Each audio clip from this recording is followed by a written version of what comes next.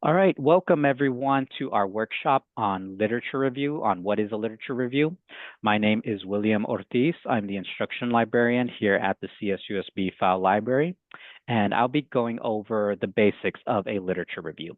So we're pretty much going to be going through this library guide that you see on your screen. I've shared the link in the chat, so if you want to follow along. So as I was saying a little bit earlier, I've written a literature review before that I've submitted to publication. So when we get to that point, I'll talk a little bit about the pitfalls, some of the mistakes I made, and some of the suggestions I have for you all just starting this process. So let's go ahead. And one thing before I get started is that this is going to be sort of for informational purposes, meaning that the final say of how you should format it and what should be included in your literature review should come from like your advisors or your professors, because I'm going to talk about like generally what is included in a literature review, but what, different things might be expected from your specific program. So always double check with your advisor or your professor.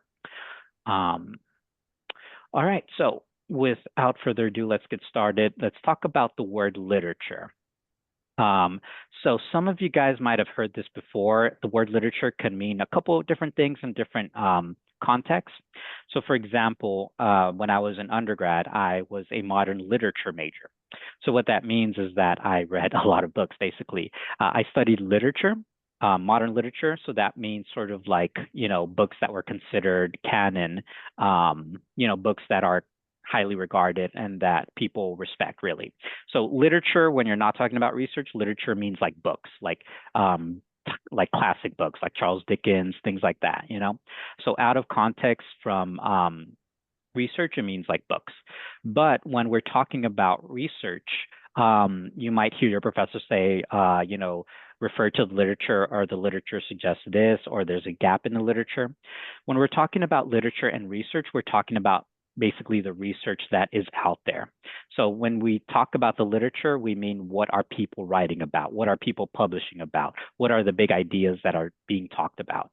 So really the research itself. I don't know if you want to think of that like, in terms of a bunch of papers or more of like nebulous ideas floating out there. But the literature in research kind of just means the literature that people are producing, the research that people are producing. So the experiments, the studies, the papers, things like that. So following from that, a literature review is basically what it sounds like. You're reviewing the literature. Summary is kind of like oversimplifying it a bit, but it is kind of that. You're looking at everything that's out there, and you're kind of synthesizing it to say, this is the state of the literature. This is what is going on. These are the ideas that people are writing about. Here are some similar themes. Here are some things that, nobody's writing about. So what is going on in your field? And obviously, when you're doing these, you're going to be informed by like your research question. You have a project, you have a thesis, you have a research question. So you're really focusing on that based on your research question should be specific enough so that you can do an effective literature review.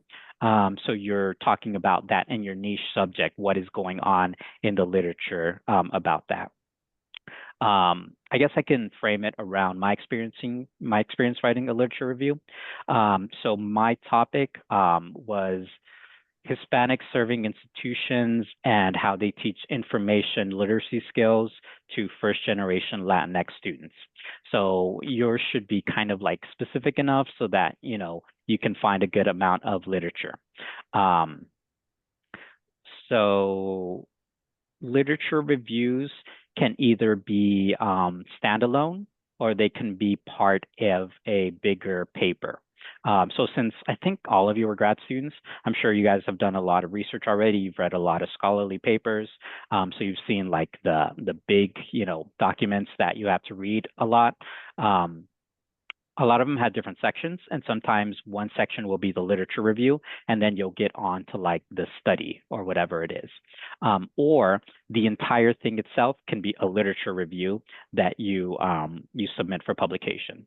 So let's look at an example of a standalone literature review. So the effects of assistance dogs on psychosocial health and well-being, a literature review.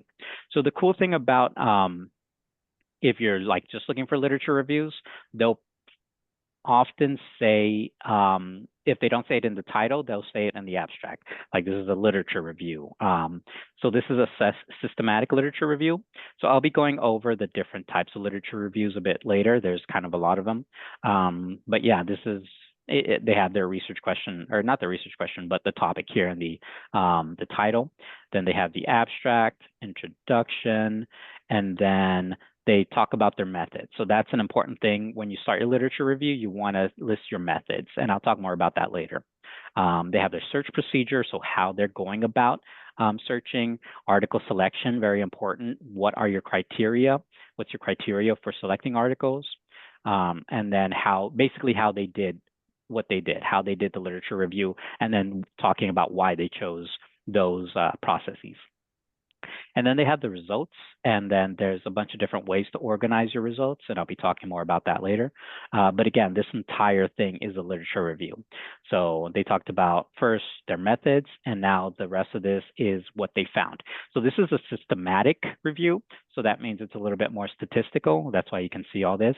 But there are other literature reviews that can be more like narrative and qualitative and things like that.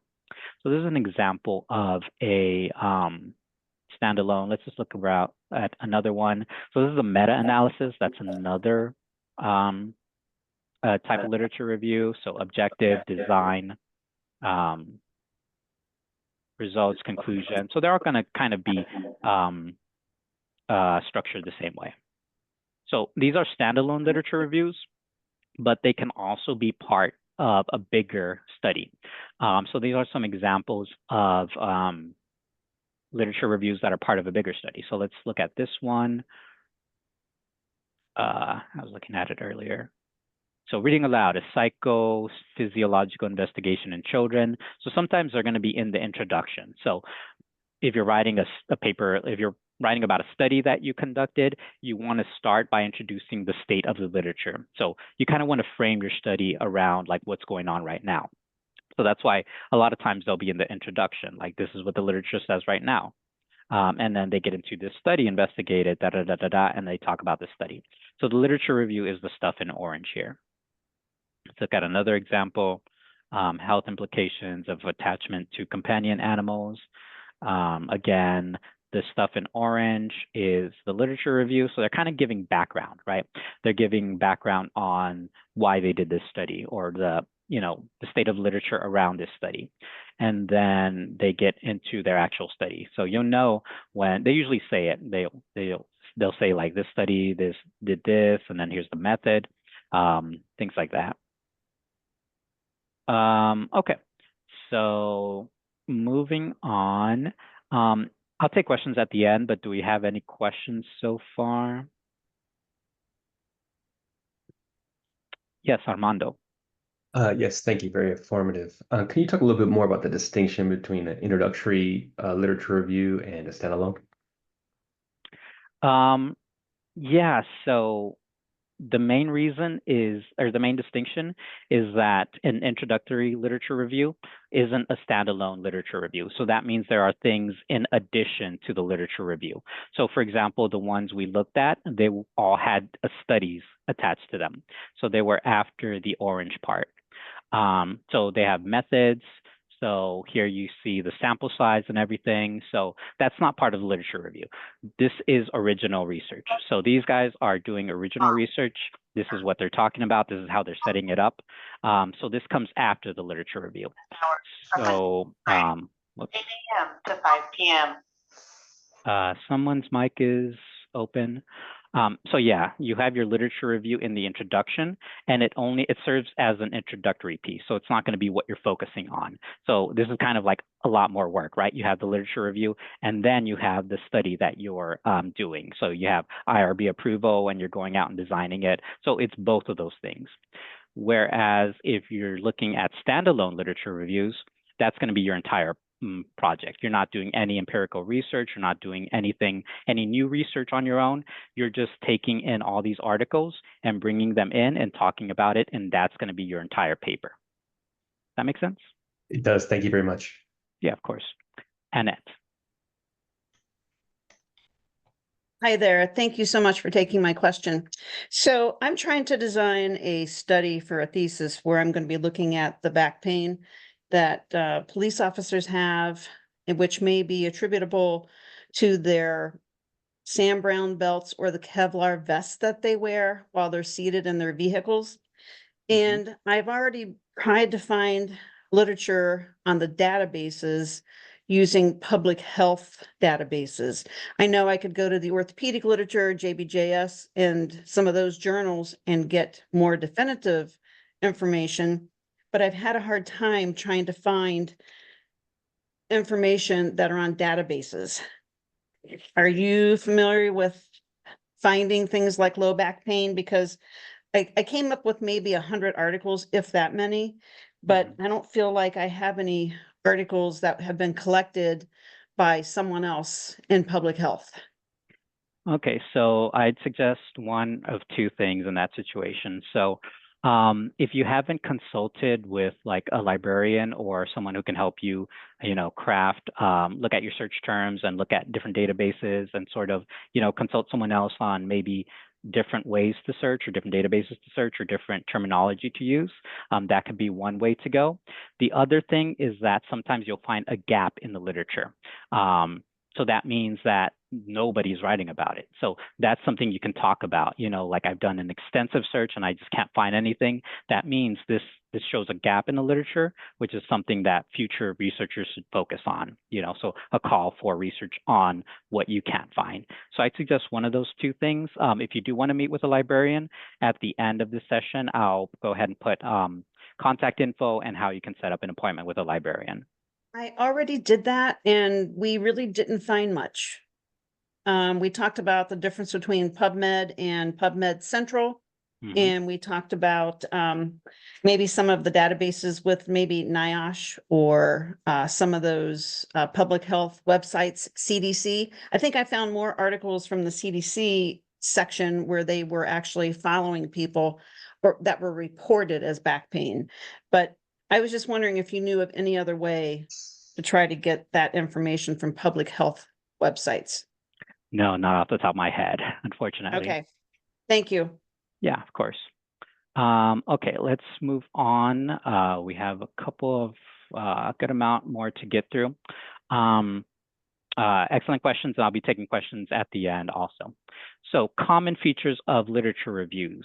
So as I showed you guys already a couple of examples, but you have the introduction, what is your research question or thesis? So you should have like one or more than one research questions that you're going to try to answer, that you're going to try to find the answer to in the literature. Methodology. So this is really important. As you start or when you start, you want to make sure you document how you're searching. You want to document what databases you're searching. You want to provide a rationale for using those databases. You want to document what kind of search terms your queries that you're using, and then justify why you're using them. You're going to need obviously more than one search term or queries. You're not going to find everything using a single one. So document all that. Document your criteria. Like, am I focusing on articles in the last 5 years, the last 10 years? Am I including seminal articles as well? Why am I doing that? And discipline depends on your discipline as well. Different disciplines have different criteria. But definitely document all that, because that's kind of a pitfall I fell into when I was writing mine. I didn't do a good job of doing that. So at the end, I had to go back and look at all the databases and try to find the search terms. So it's a good idea to keep track of all of that. So the body, this is going to be the main section of your literature review. And there's different ways to organize the literature review. You could do it chronologically. So what was published first, what's a seminal article, and then what has that led to, what was published in the last, maybe 10 or 5 years, and then what is really recent, what's the new movement, or what's the literature, what direction is it going in? You could do it thematically. This is the way I did it. I co-wrote a literature review with another librarian, and we each had like our focus areas. So she focused on like the sociological aspects, social capital, things like that. I focused on the educational aspects of like learning models and things like that. So we both had our own assigned themes. And if you're working in a team, that's a good way to do it. Each person take a theme and look at all the literature revolving around that theme. You could do it methodologically, group by how the research was done, quantitative, qualitative. If you're, doing it in the sciences, mine was more of the humanities side, but there would be, that's a way to organize it. And then theoretically. So if you're looking at, a couple of different theories, let's talk about this theory and then all the literature surrounding this theory, and then move on to the next theory. So there's a couple of different ways to organize your literature review. And again, you should refer to your program advisor or your professor on what would be the best way to organize it based on what you're researching. There was one thing here I wanted to show. I think it was this one. Basically, yeah, talking about the different types of organizing it chronologically, thematically, things like that.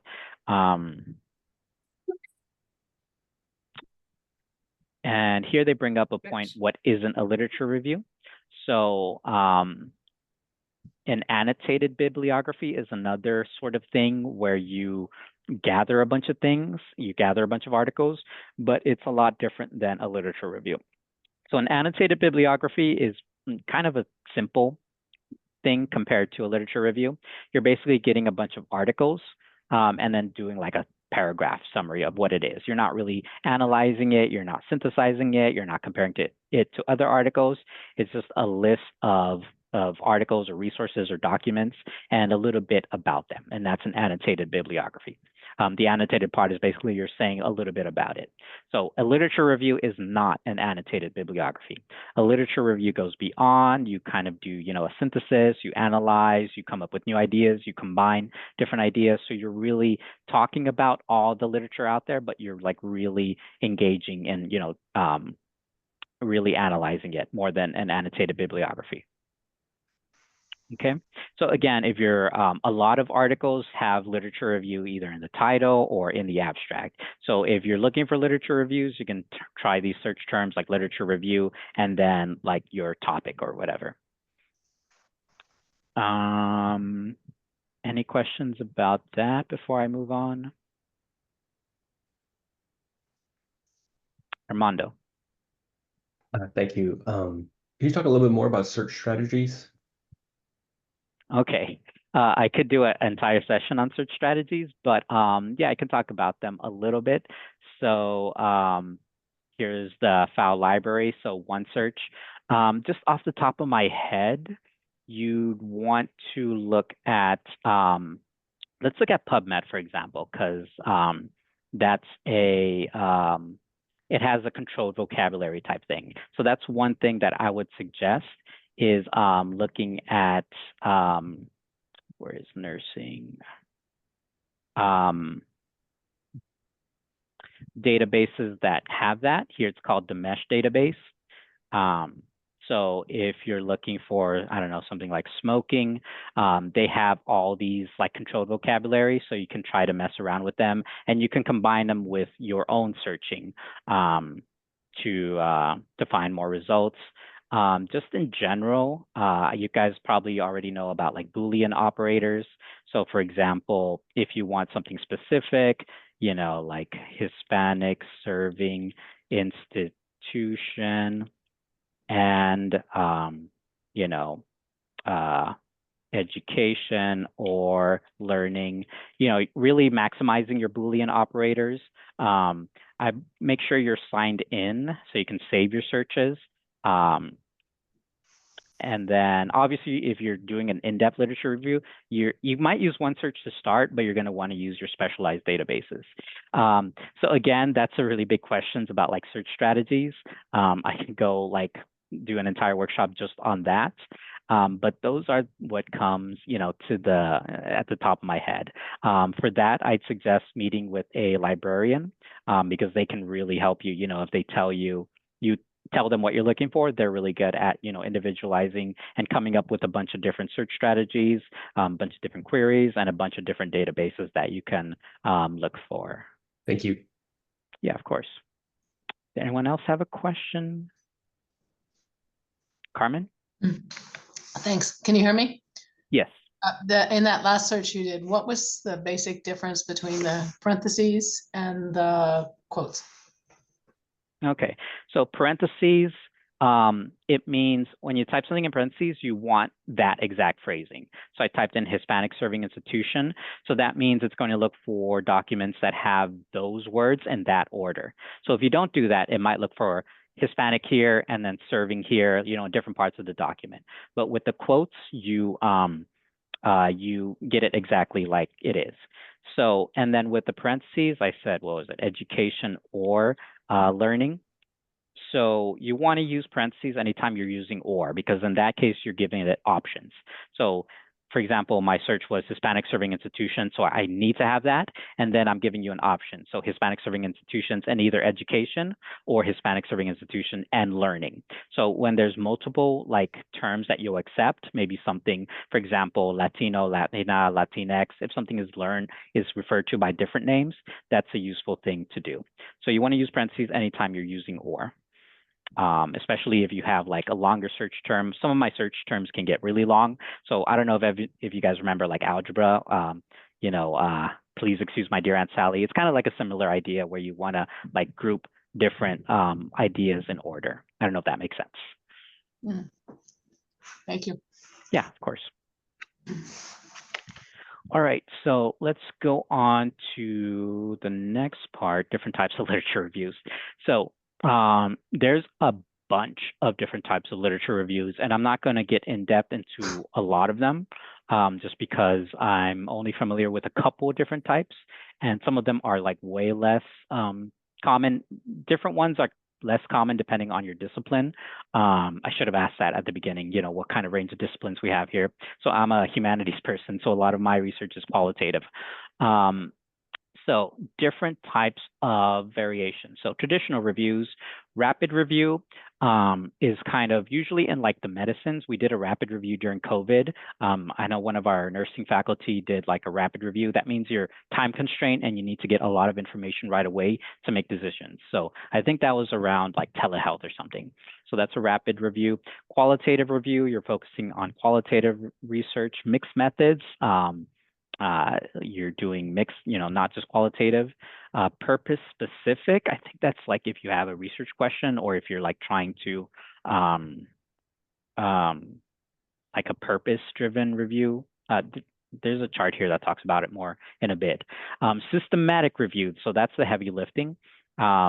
Systematic review is the one that's meant to be exhaustive. So you want to have a research team. It can't be like, oh, I'm going to do this search and whatever I find, I'm going to, mine had like 80 resources that I ended up using, but I know a lot of them have a lot more. So systematic reviews tend to like be exhaustive. Review of reviews. So let's go ahead and click on this link.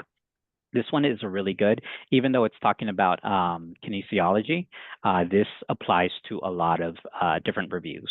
So the one that I did was the concept synthesis. So we had a research question and we looked at all these different ideas, and then we kind of combined them to propose like a new area of study or like a new research question.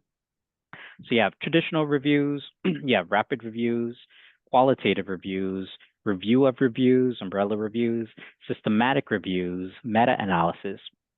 So meta-analysis is more statistical, I think I was saying. You're looking at the data, the quantitative data of a bunch of different articles, and you're kind of combining it statistically. Systematic review is sort of kind of wants to be exhaustive. So you have all these other, I'm not going to talk about them because I'm not sure what a couple of these are. But again, these are a way more intensive, like specific list of different kinds of reviews. And then I think I'll come back to this. So those are the different kinds of reviews. Here we have literature reviews from different disciplines. So we have one from business, from education. That's probably one I'd be more familiar in. Humanities, natural science, and social science. So let's look at the one for natural sciences, since those are the ones I'm not familiar with. Green Innovation, a systematic literature review. So these can be a little bit more lengthy. This one doesn't look too long, surprising. Only 20 pages. So you have your introduction. Hang on, let me zoom in.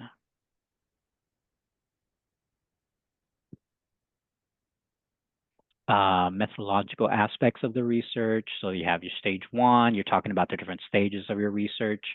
Okay, here you have your search terms. So they have green innovation. Again, they use quotes. Research area. So they do a good job of like really splitting it out and talking about each part of their literature review. So research context, research area, research method. And so this is a really exhaustive, and then they have the results. So yeah, I'd suggest you guys check these out based on your discipline.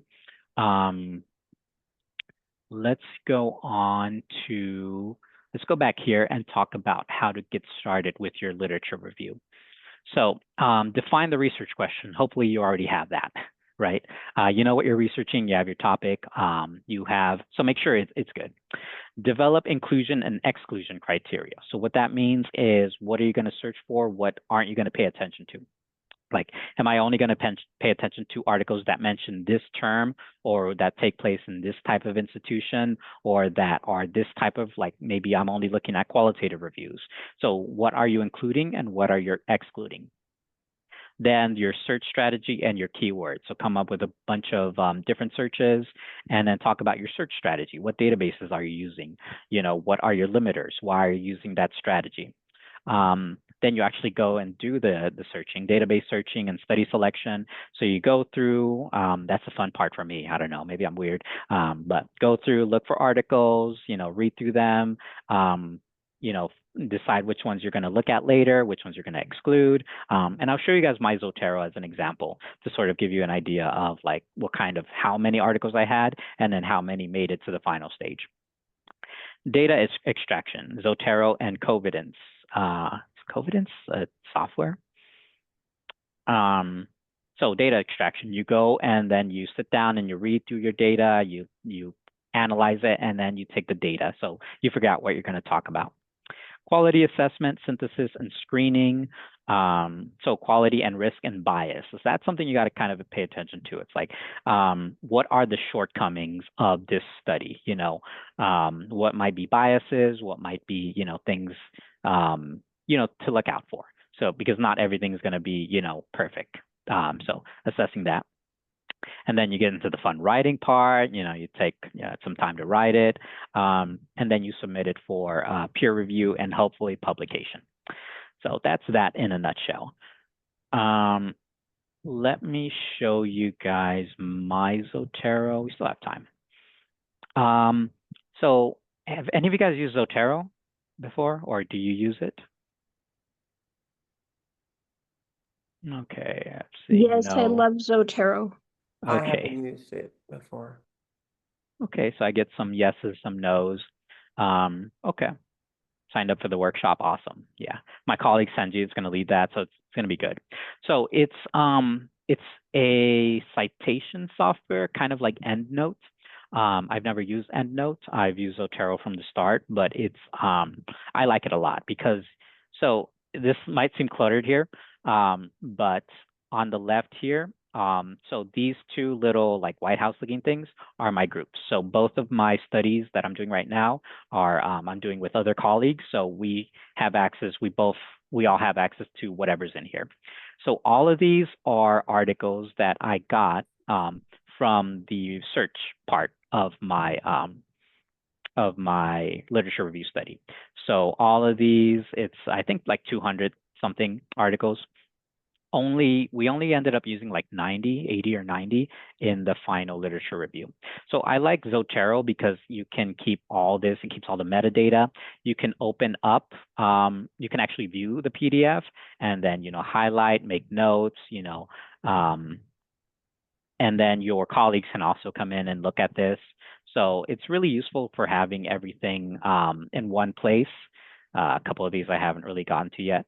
And then at the end, what's cool about this is that Zotero, you can select all the articles you want, and then it can generate a bibliography.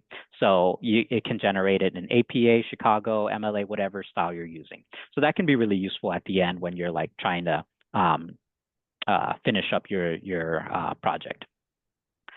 You have tags here. You can also make your own tags. What I did is, since I have so many, I made a tag like, did I read it or did I not read it? Or does this look promising or things like that? So you could do different tags there.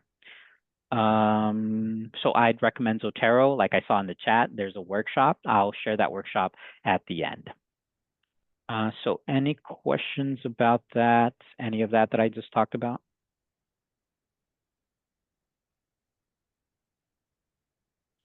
So here's a little bit of a description: critical review, literature review, which is just a generic term for the umbrella of all the reviews, systematic map, meta-analysis, mixed methods. So yeah, a couple of different definitions. So if you want to read through that, again, that's on the library guide that I linked in the beginning. State-of-the-art review, systematic review. Okay, so let's go back. Let me see if I'm missing something.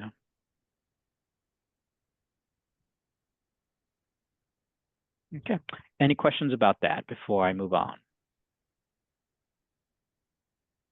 Armando. Yes. In terms of the type of review, is that something that you identify in the literature review, or it's just obvious from how one does it?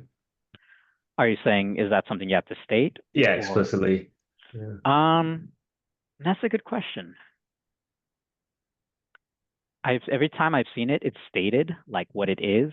So I'd say, yeah, go ahead and state it if you know what it is. It should say literature review, right? Like if it's a literature review, you're going to say it's a literature review. But if you want to get specific about like what kind it is, if it's a meta-analysis or systematic review, definitely mention that too, because those are also like specific, really prominent types of literature reviews that the reader would want to know, like this is, I'm in for some heavy reading here. So make sure it's a literature review. And then, yeah, if it's one of those like more specific ones, I'd say mention it. But that, again, that's one thing that you should double check with your advisor or your professor. Got it. And just a follow-up question, can you search along those lines, along the methods? What do you mean? Like when you're searching for literature, can you type in those terms? Is that what you're asking? I mean, you can type in the terms, but I mean, would it make sense to search to say, okay, I want to see systematic reviews of this particular topic only? Yeah, and I think some of our databases allow you to do that. Okay. I believe I've seen some of those. So yeah, if that's something you want to do, like type in meta-analysis and then whatever your term is. And then I think some of the databases I've seen in the past allow you to type in like what kind, like empirical research or what kind of like article you're looking for. Okay, thank you so much. Yeah, of course. Carmen. Quick question. I sort of typed into the slide. I couldn't find the link, but does this, are you able to use this, what we're looking at right now, to create a specific type of literature review, like an AI type device? Not a review, I meant, a guidance for that, like an outline or something. Oh, you mean this page right here? Yes. Yeah. That's what I'm doing in my current literature review. So this is one sort of guide that you can follow. There's a bunch of different, if you look at the page, let's go back. All of these under more detailed information, they all have different tips on writing a literature review. It's all going to be kind of around sort of like the same thing, the same process. And maybe your professor or your program advisor might want you to go like a specific way, or they might have like a specific outline to follow. But just like if you don't have any other guidance, like this would be a good way to go. Definitely. Thank you. Yeah, of course. Okay, so yeah, this is, I'm using this for my current literature review. I'm writing a chapter in a book. So definitely more prepared. Have any of you guys submitted and published anything before? Because I'll say the first time you're just like, what's going on? It's kind of a gnarly process, but like once you get more experience, you know, like, okay, at this stage in the writing process, I should be doing this, or I'm better prepared. I'm going to plan and do this. Okay. Yeah, and if you haven't, then that's okay. That's why we're here, everyone has to start somewhere. I'm a first generation student, so all of this was like super new to me. I didn't even do a lot of this in grad school. I had to come here and learn how to do it as I was doing it. So that's why we like to offer these workshops to, answer these questions. There's no dumb questions. Okay, let me go back to the library homepage. I want to point out a couple of different ways to get a hold of us, to get additional help.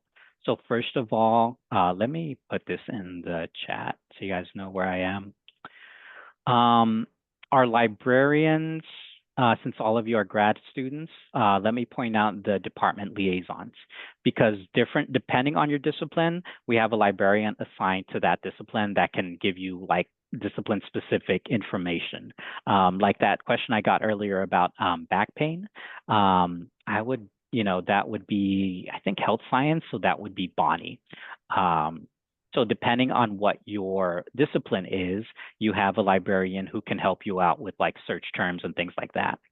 So I'm going to go ahead and put that here in case if any of you want to reach out to those librarians. Like I said, I don't really have a lot of quantitative experience. I'm more like the education humanities, but definitely we have librarians who can help out with that. So these are all the different disciplines we have here at CSUSB, and each one has a department liaison. So go ahead and peruse that. Definitely reach out to them. You have their email and their contact info there. If you just ever have like a quick question, and this isn't going to work right now because all the librarians are gone now for the day, but we do have an Ask a Librarian feature.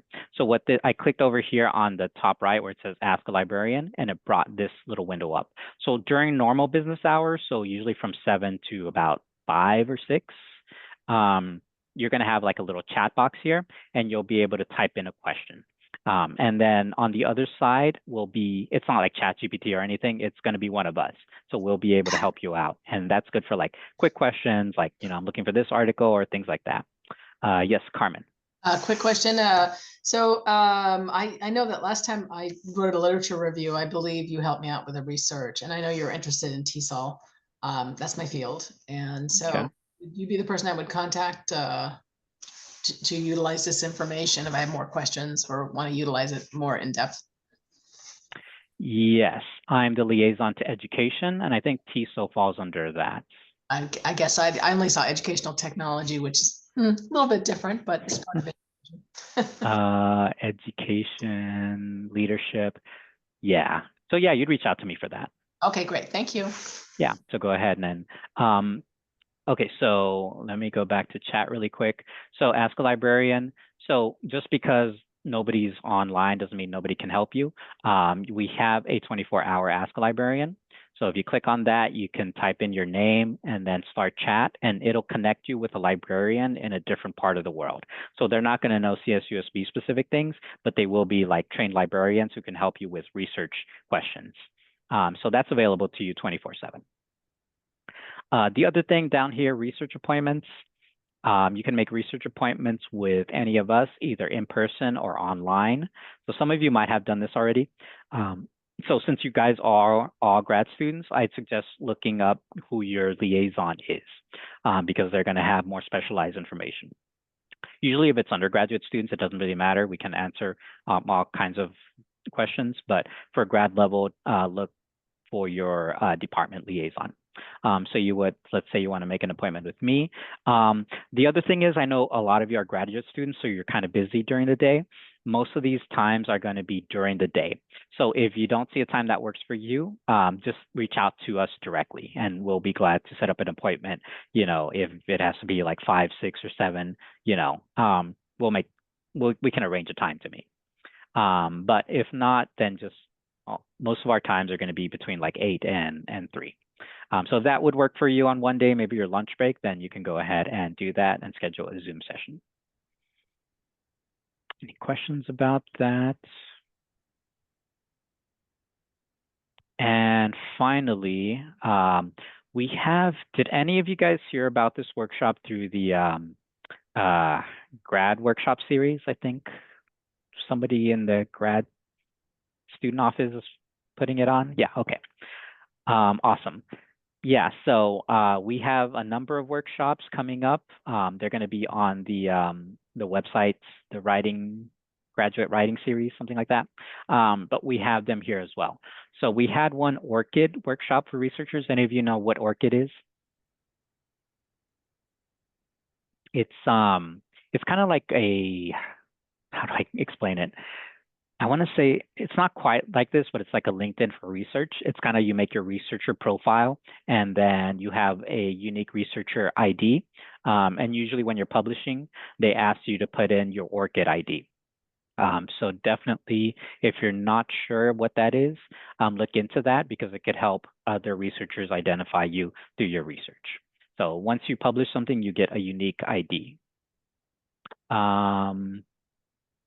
The other thing that would be useful to you is the Zotero workshop, and I think it's in March. We had one earlier, but if you missed it, Zotero for graduate students, and I'll go ahead and link it in the chat in case any of you are interested in that.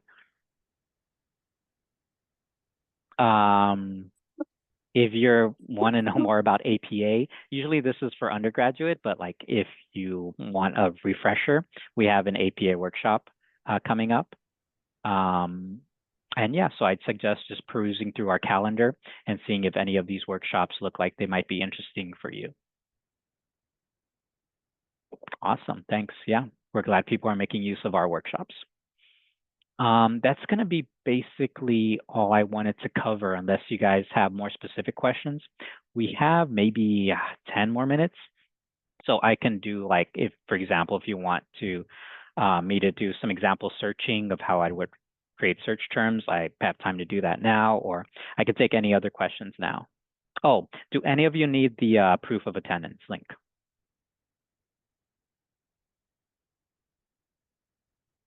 Sometimes professors give extra credit for attending a workshop, but usually that's for undergraduate students.